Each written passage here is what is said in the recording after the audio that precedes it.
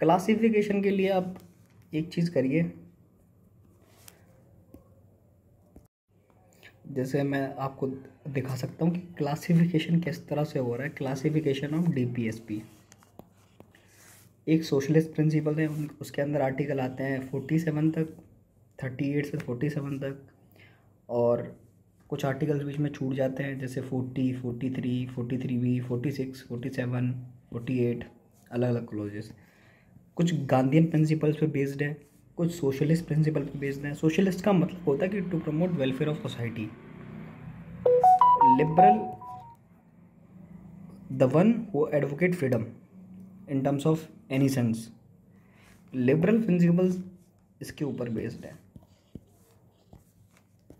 यहाँ से आप देख सकते हो कि आर्टिकल्स क्या क्या है, क्लासिफिकेशन कैसे हो रखा है। कुछ प्रिंसिपल्स 42 अमेंडमेंट एक्ट से भी ऐड किए गए हैं, कुछ आर्टिकल जो कि हम कल डिस्कस करेंगे। ये बेसिक ओवरव्यू है तो इतना ही करेंगे। 42 अमेंडमेंट एक्ट से कुछ प्रिंसिपल ऐड हुए हैं।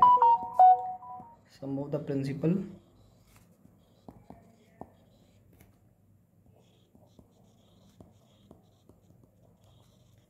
should be get added by 42 amendment act in constitution. कुछ एक्ट जो है वो 42 अमेंडमेंट एक्ट से ऐड हुए, वो हम कल करेंगे। आगे देखते हैं कि जैसे कि आप देख पा रहे हो कि इकोनॉमिक और सोशल प्रिंसिपल्स के बारे में डिस्कशन चल रहा है कि जो डायरेक्टिव प्रिंसिपल है वो ज़्यादातर क्या है, सोशलिस्टिक नेचर के हैं, मतलब प्रमोट करते हैं वेलफेयर ऑफ पीपल। क्या प्रमोट करते हैं? Welfare of people. वो चाहते हैं कि social and economic welfare of the people का हो। They want to achieve social and economic welfare of the people.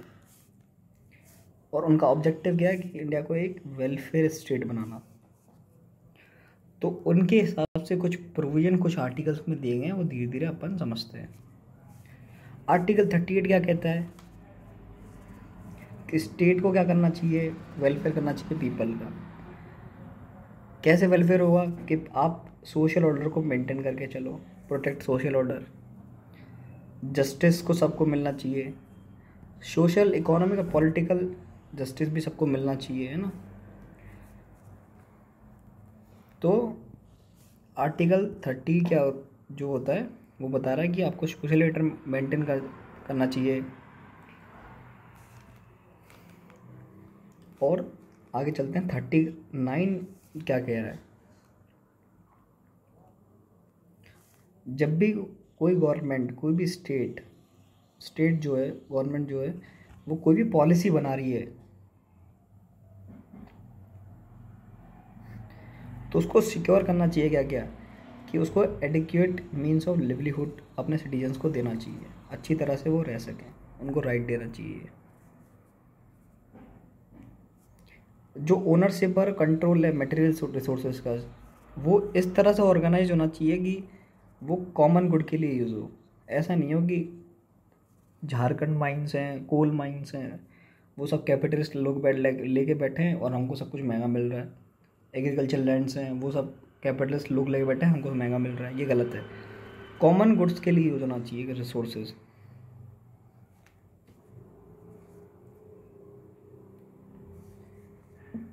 और स्टेट को वेल्थ को कंसंट्रेशन ऑफ वेल्थ को अवॉइड करना चाहिए। मतलब बहुत सारी वेल्थ को कुछ हाथों में नहीं देना चाहिए। जैसे अभी मोदी जी कर रहे हैं कि सारी जो वेल्थ को एक कुछ गिने चुने लोगों को दे रहे हैं, कुछ अपने नुमाइंदे उनके कैपिटलिस्ट लोग हैं उनको दे रहे हैं, ये गलत है। कंसंट्रेशन ऑफ वेल्थ को अवॉइड करना चाहिए। डी क्या कहता है 39 का प्रोविज़न, कि भाई इक्वल पे होना चाहिए। अगर कोई मैन और वुमेन किसी भी जगह काम कर रहे हैं उनके लिए इक्वल पे होना चाहिए, इक्वल वर्क के लिए इक्वल पे होना चाहिए। ऐसे नहीं है कि मैन को ज़्यादा दे रहे हो, वुमेन को बहुत कम दे रहे हो, ये तो गलत बात है। इक्वलिटी कहाँ रही फिर? जो वर्कर्स काम कर रहे हैं उनकी प्रोटेक्शन करनी चाहिए, स्ट्रेंथ बढ़ानी चाहिए, उनकी स्ट्रेंथ और हेल्थ की प्रोटेक्शन करनी चाहिए। भाई वर्कर नहीं मिलेंगे तो इंडस्ट्रीज़ में काम कौन करेगा? इसके लिए तो हॉस्पिटल खोलती है गवर्नमेंट। तो आपको समझ में आ रहा होगा कि गवर्नमेंट ने हॉस्पिटल क्यों खोले। गवर्नमेंट ने हॉस्पिटल क्यों खोले? तो इसका सबसे बड़ा कारण कि उनको लेबर्स की प्रोटेक्शन करनी थी, अपने लोगों को एडिक्वेट मीन्स ऑफ लिवलीहुड देना था, अच्छे तरीके से जीने का संसाधन देने थे, तो रिसोर्सेज देने थे, तो उन्होंने हॉस्पिटल खोल दिए। ठीक है। दूसरा कि that childhood and youth are not exploited,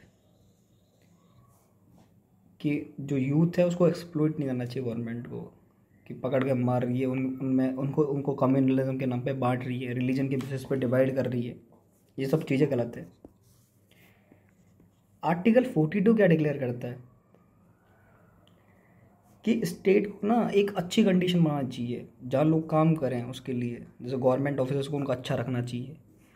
एक ह्यूमन कंडीशन, ऐसे नहीं है कि धुआं उठ रहा है ऑफिस में और वहाँ लोग काम कर रहे हैं, साफ़ सफाई नहीं हो रही हॉस्पिटल्स में, वहाँ डॉक्टर्स काम कर रहे हैं। तो ये ह्यूमन कंडीशन प्रोवाइड कराना ये भी स्टेट का वर्क है। मैटरनिटी रिलीफ देना, वुमेंस को जो लेडीज़ प्रेग्नेंट होती हैं उनको हॉलीडेज़ देना, छुट्टी देना कि भाई आप अपने बच्चे का ध्यान रखो।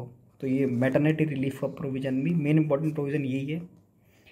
अच्छे कंडीशन प्रोवाइड कराना वर्कर्स को, जो भी गवर्नमेंट ऑफिशियल्स हैं उनको अच्छा है, जो भी प्रोविज़न प्रोवाइड कराना कि आप अच्छे कंडीशन में रहो, और मैटरनिटी रिलीफ देना वुमेंस को। आर्टिकल 43 क्या कह रहा है? क्यों क्यों जो लिविंग वेज पे दे रहे हैं, लिविंग वेज पे जी रहे हैं जो लोग, तो उनको डिसेंट स्टेटस देना चाहिए। उनका जो डिसेंट स्टैंडर्ड ऑफ लाइफ है उसको मेंटेन करके रखना चाहिए स्टेट को।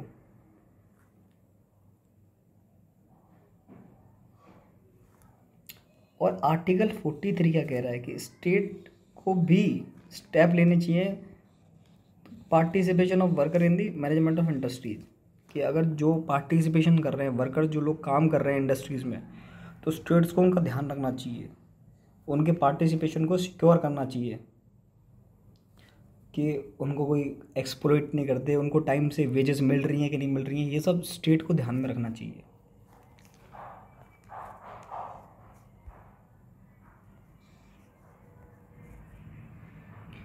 गांधीयन प्रिंसिपल की कुछ चीज़ें हैं जो हमको बता देता हूँ मैं। आपको पता ही है कि आप हमारे फ्रीडम स्ट्रगल के फादर कौन है? महात्मा गांधी। तो मेन गाइडिंग फोर्स है फ्रीडम स्ट्रगल के। उनका जो इन्फ्लुएंस रहा है कॉमन पीपल के ऊपर, फार्मर्स के ऊपर, फ्रेमर जो कॉन्स्टिट्यूशन के फ्रेमर उनके ऊपर इन्फ्लुएंस रहा है। तो कुछ प्रिंसिपल गांधीयन प्रिंसिपल के ऊपर दिए जाते हैं, जैसे सबसे गांधी जी ने कहा था कि रूरल डेवलपमेंट होना चाहिए। भाई साहब क्या होना चाहिए? Rural development. इसके लिए क्या होनी चाहिए? एक पंचायत बनानी चाहिए, एक लोकल सेल्फ गवर्नमेंट होनी चाहिए 3 टायर के बेसिस पे। तो state shall take step to organise village panchayat as unit of self government. कि आर्टिकल 40 जो है गांधीयन प्रिंसिपल का है, तो उसको वो क्या कहता है? ऑर्गेनाइजिंग पंचायत।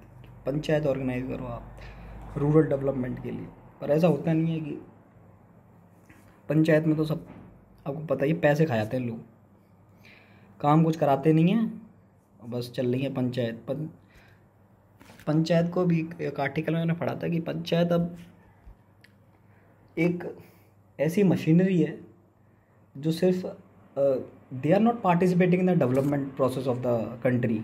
वो डेवलपमेंट प्रोसेस में पार्टिसिपेट नहीं कर रहे सर, पैसा खा रहे हैं। जो पैसा गवर्नमेंट से मिलता है उसको खा जाते हैं। ये काम हो रहा है पंचायत से। आर्टिकल 43 में कि कॉटेज इंडस्ट्री को प्रमोट करना चाहिए रूरल एरियाज़ में, गवर्नमेंट करती नहीं है। आर्टिकल 45 वेरी इंपॉर्टेंट है कि free and compulsory education to all children till the age of 14। आपने देखा होगा गाँव में सरकारी स्कूल्स होते हैं, गवर्नमेंट सब जगह होते हैं गवर्नमेंट स्कूल। तो आर्टिकल 45 कहता है कि कंपलसरी एजुकेशन होनी चाहिए 6 से लेके 14 ईयर तक। अब ये अमेंडमेंट किसने है, ये ओरिजिनल प्रोविजन कहाँ का है, ये अमेंडमेंट किया गया constitutional amendment act 2000, it not declare. पहले क्या था कि फ्री कंपलसरी एजुकेशन दी till the age of 14 year. अब स्टेट चिल्ड्रन, जब तक आप 14 ईयर कंप्लीट नहीं कर लेते तब तक आपको फ्री और कंपलसरी एजुकेशन प्रोवाइड कराएगा कौन, स्टेट। ये आर्टिकल 21A में भी बताया गया है, मैंने पढ़ा चुका हूँ फंडामेंटल राइट, आप देख सकते हो वीडियो जाके कि 86 फंडामेंटल कॉन्स्टिट्यूशनल अमेंडमेंट एक्ट ये कहता है कि free and compulsory education to the children who is below 14 और until they complete the age of 14 year. आगे चलते हैं। Article 46 lay down that state shall promote educational economic interest of the weaker section. तो क्या कह रहा है कि article 46 state shall promote the educational and economic interest of the weaker section particularly the schedule caste and, है ना। अब article 46 से क्या आता है, रिजर्वेशन। ये भी साहब गांधीयन प्रिंसिपल का फीचर है कि यहाँ से भाई जो वीकर सेक्शन को प्रमोट करो, कैसे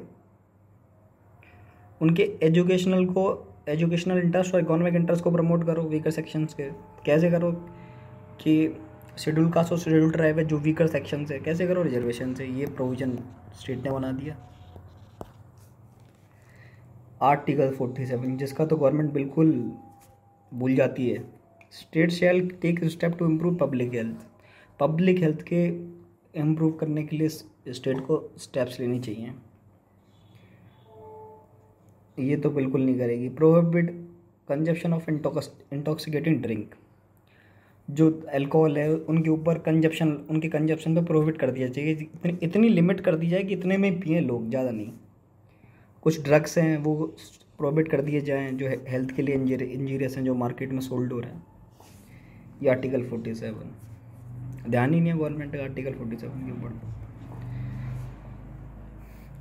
ये तो हो ही नहीं सकता, ये मुस्लिम नहीं होने देंगे 48 वाला आर्टिकल। तो कह रहा है state shall take step to prohibit slaughter of cows other milk draught cattle. मतलब जो गायों का कत्ल हो रहा है, स्लॉटरिंग हो रही है गाय की, काउ जो हैं उनकी स्लॉटरिंग हो रही है, को काटा जा रहा है, वो बंद करो आप। आर्टिकल 48 कहता है कि वो बंद कर दो आप। जो मिल्च हैं, अदर कैटल वगैरह, उनके साथ एक्सप्लॉयटेशन हो रहा है, मतलब promote animal health, promote animal love, ये आर्टिकल 48 उसकी बात करता है। पर मुस्लिम नहीं होने देंगे। और कुछ अदर कम्युनिटीज़ हैं, मुस्लिम कम्युनिटी, हिंदू कम्युनिटी में भी कुछ लोग खाते हैं गाय। मैं सब एक कम्युनिटी की बात नहीं कर रहा। I am not blame the single community, I am blaming all the communities in which the members who eat the cow slaughter. जो काव खाते हैं, जो जिन कम्युनिटी के मेंबर्स हैं, कुछ मेंबर्स हैं वो गाय को खा जाते हैं काट के, वो गलत चीज़ है।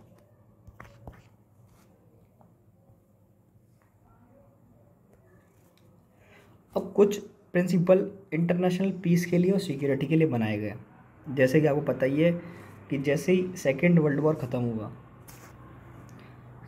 सेकेंड वर्ल्ड वॉर के तुरंत बाद कॉन्स्टिट्यूशन मेकिंग प्रोसेस बिगिन हो गई इंडिया में। कॉन्स्टिट्यूशन बनने की प्रक्रिया, मतलब प्रोसेस चालू हो गई। तो इसका मतलब ये पता ही है कि जो कॉन्स्टिट्यूशन असेंबली के लोग हैं वो इंटरनेशनल पीस और सिक्योरिटी की बात तो करेंगे ही।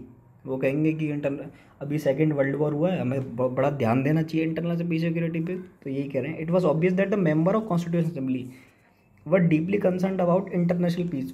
कंसर्न थे कि इंटरनल पीस और सिक्योरिटी के ऊपर हमको भी लॉ बनाने चाहिए। Through directive principle state policy they try to ensure government free India should render active cooperation of world peace. वो स्टेट पॉलिसी के जो DPSP के थ्रू वो चाह रहे थे कि जो गवर्नमेंट होगी फ्री इंडिया की, वो एक्टिव कॉपरेशन करेगी वर्ल्ड पीस और सिक्योरिटी में। तो जो वजह से पता ही है आर्टिकल 51 डिक्लेयर करता है establish internal peace security of the state. State का काम है वो इंटरनेशनल पीस और सिक्योरिटी प्रमोट करे। अपने जो नेबरिंग रिलेशंस हैं, जैसे बांग्लादेश के साथ रिलेशन है, पाकिस्तान के साथ रिलेशन है, चाइना के साथ रिलेशन है, रशिया के साथ रिलेशन है, उनको अच्छा बनाए रखे, मेंटेन करके रखे, ऑनरेबल रिलेशन को मेंटेन करके रखे। इंटरनेशनल रेस्पेक्ट, जो इंटरनेशनल लॉ उनके लिए रेस्पेक्ट रखे, उनका ऑब्लिगेशन करे, जो ट्रीटी बनाई गई है इंटरनेशनल ट्रीटी, उनका ऑब्लिगेशन होना चाहिए। जो डिस्प्यूट है इंटरनेशनल डिस्प्यूट को, उसको बिना कोई वॉर के, बिना कोई आर्बिट्रेशन के पूरा करे।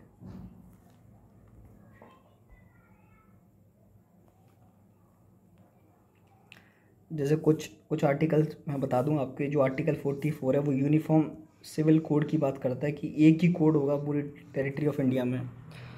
ये यूनिफॉर्म सिविल कोड की बात करेंगे बाद में।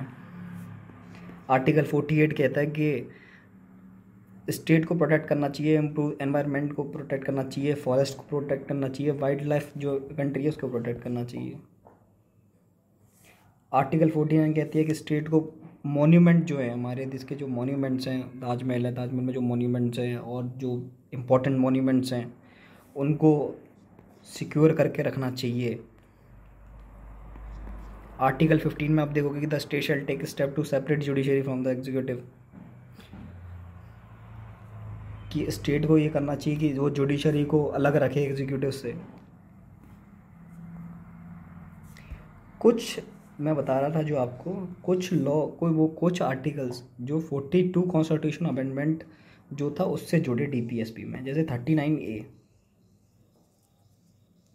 अब भाई साहब ये इतना इंपॉर्टेंट आर्टिकल है कि आप पुअर हो, आपके पास पैसा है नहीं, तो आपको लीगल एड कैसे मिलेगी? आपने कोई आपके ऊपर 100 रुपये भी नहीं आपके पास खाने के लिए, और आपके ऊपर किसी ने ब्लेम लगा दिया भाई ये रेपिस्ट है, तो स्टेट आपको लीगल एड देगा, आपको एक गवर्नमेंट लॉयर प्रोवाइड कराएगा ताकि आप अपना क्राइम जस्टिफाई कर पाओ कि मैंने ये नहीं किया।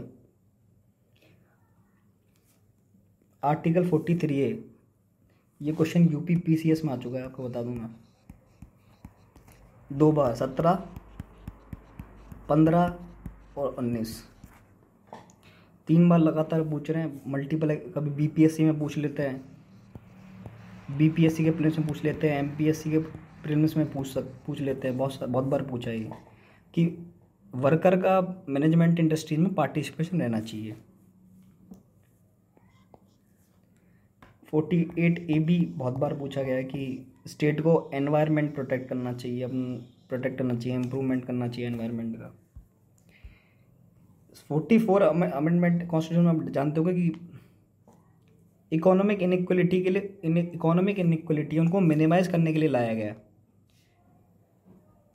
आपको पता ही था कि 44th अमेंडमेंट आया था राइट टू प्रॉपर्टी के लिए। अब क्या है, वो हिंड्रेंस है इम्प्लीमेंटिंग डायरेक्टिव प्रिंसिपल के लिए, तो उसको कहाँ डाल दिया गया? आर्टिकल 300A में डाल दिया गया। किसको? राइट टू प्रॉपर्टी को, जो पहले फंडामेंटल राइट था, 7वां फंडामेंटल राइट था।